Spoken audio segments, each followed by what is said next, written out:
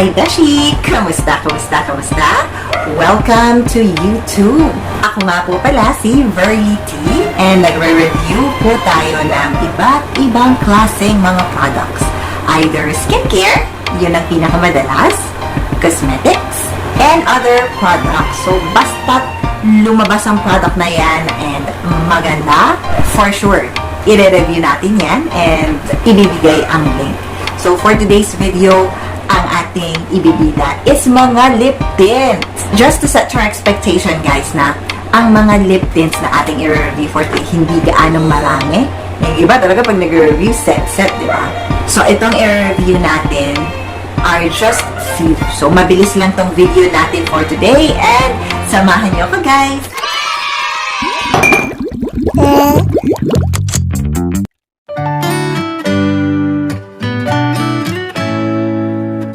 Alright, so without further ado, let's start the video. Let's start swatching. Ang brand ng mga lip tints na ating i-review for today is Color Me Up. Color Me Up? Maganda ba yan? Naku, Verity, ayan ka na naman. May ma-review ka lang. Pasensya na mga beshi. Ayan na naman. May bisita na naman tayo. Si Verity 2. No! Opo, Verity 2. Ang Color Me Up ay nagsisimulang brand. Pero, definitely, hindi porke nagsisimula siya is hindi magaganda ang products niya. Karamihan, beshi, I believe na ang mga nagsisimulang products o kung sino pa yung mga nagsisimulang brand, sila pa yung sobrang gaganda ng brand. Kasi hindi nila tinitipid yung mga ingredients nila and they're looking for the best manufacturer in the world. Shots. Okay. So, ito na. So, let's start swatching. Stay put ka lang dyan, girly, too, ha? Manood ka sa ating swatching. Okay. So, let's start with their first lip tint. Itatry ko, beshi, sa aking kamay. Itatry ko siya suotin sa aking labi. And, kung pwede ko rin siyang itry, ilagay sa cheek. Okay? So, let's start sa kanilang unang lip tint, which is Wendy. Ayan. So, mga pangalan ng kanilang lip tint. Ito parang in pink. So, simulan na natin. So, ayan si Wendy. And itatry ko po siya sa aking lips. Napakadali po niyang i-glide, beshi. And sobrang lambot niya at sarap i-apply sa lips. Sundan nyo lang, beshi, yung shape ng lips nyo when you're applying lipstick o kahit na lip gloss para ma-enhance yung shape ng lips nyo. Para siyang may pagka-old rose, beshi. Ayan. So, ito yung sa swatch. Ito yung sa lips. Ayan. Ayan siya sa lips.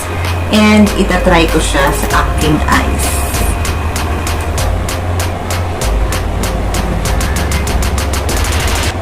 Ayan. So, parang nagkakaroon tayo ng pinkish mood.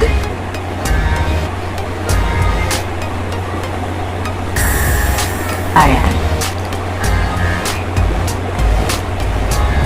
Okay. Ang dulas niya sa lips, guys. Kung gusto mo ng mga pang-teenager na color, ayan. And actually, to give you a fresh and innocent look, ayan. Pwedeng-pwede. Bagay sa ito, very ito. Syempre, innocente ako eh. Talagang bagay sa akin yan. Alright, sabi ko nga, bagay talaga sa iyan, very ito. Okay. So, beshi, let's move on. Tanggalin muna natin. Pinagtatanggal ko is wipes na may makeup remover. Okay? And then, next punta tayo kay Esmeralda. So, tingnan naman natin ito.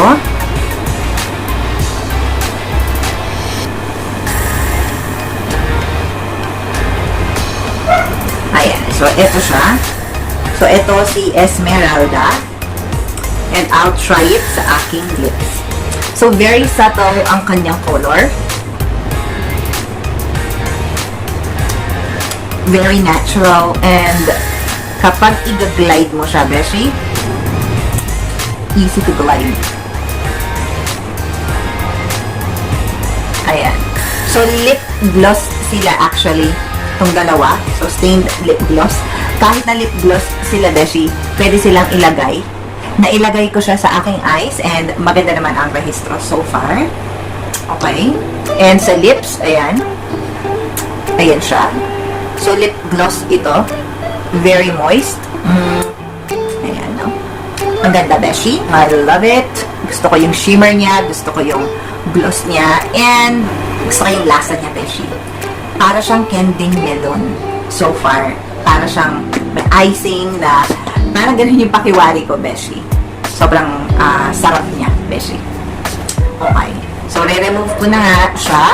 And I will move on their next product. Ito po yung kanilang matte lip cream. So, yung una, mga lip gloss sila. So, this one is matte lip cream. So, itong mga matte lip cream na to, ang expectation ko kapag lip cream, syempre matte yan. Dahil matte lip cream. Okay? And then, of course, tumatagal ito talaga sa labi. Ito yung pang matagalan kumbaga.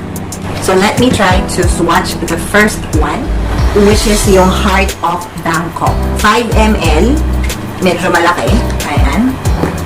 So, ang ganda ng kanilang packaging. Ayan.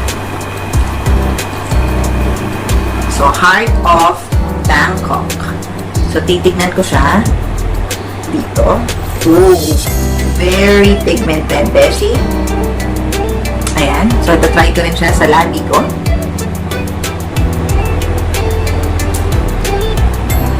Same sila ng lasa, beshi.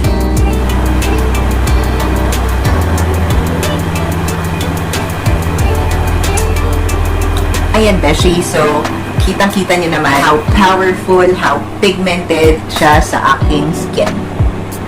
Or sa aking lips, what I mean. Ayan. So, try ko rin siyang ilagay sa ating cheeks. Ayan. Mahilig ako, beshi, kasi sa mga blush na na brown. Ay, wow! Ang ganda niya, beshi. I love this.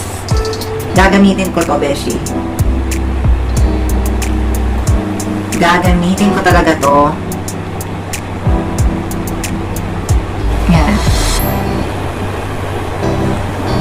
So, pasensya na kayo, may pimples ako dyan.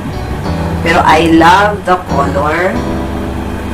Easy to blend kahit sa cheeks. Just to let you know, beshi, hindi siya lip and cheek tint, beshi, ha.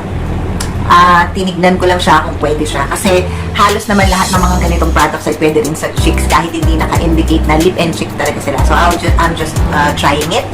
And so far, maganda siya. Pasensya na kayo dito sa pimple mark ko na to. Ayan. Sige. So, this is Heart of Bangkok. And we're going to swatch na yung ating last product na matte lip cream din. Miami Spice naman. So, ito siya. So, let's go ahead and try this.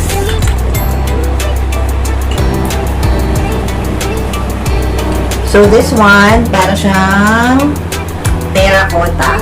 Ayan. So, in brown form din siya. Tanggalin ko muna tong ating Ayan. So, wala na siya. And ito-try ko na itong ating Miami Spice sa lips.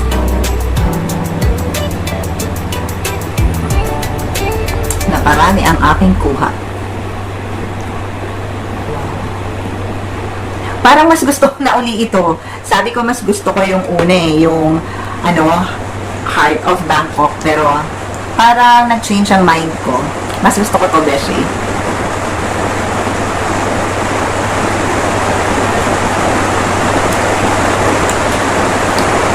I love this.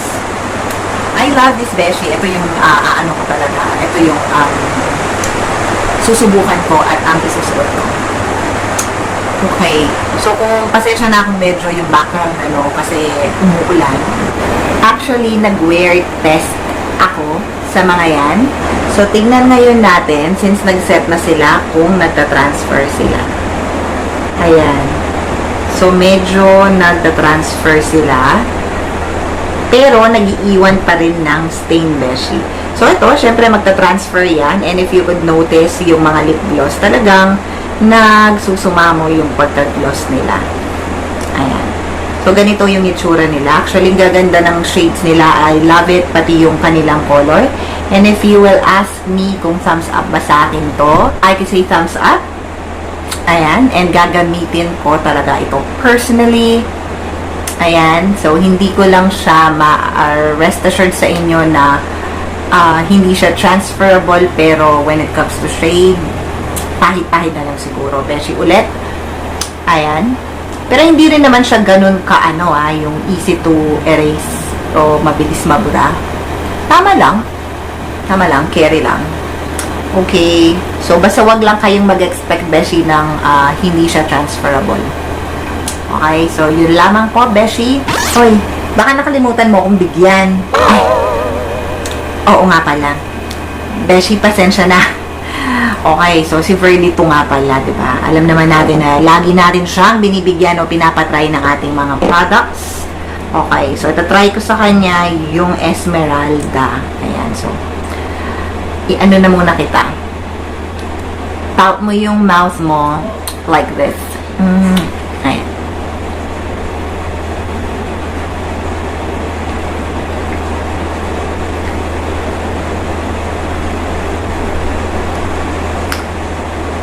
Ganto ka. Okay. Diba? Shiny and lustrous lips. Very romantic lips. Okay. Uy, Verlity, thank you. Akin na lang uli yan. Uy, thank you. Thank you. Ayan na po, beshi.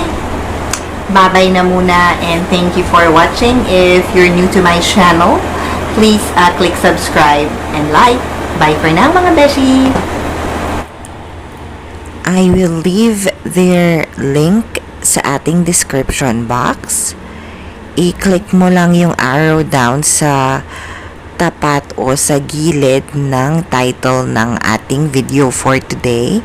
And from there, makikita mo po yung link wherein you could tap it and be routed sa page mismo ng Color Me Up. You could check their other products there as well. And you could message them kung meron man kayong inquiry or if you would like to order, syempre. Okay, Beshi, thank you so much. Bye for now.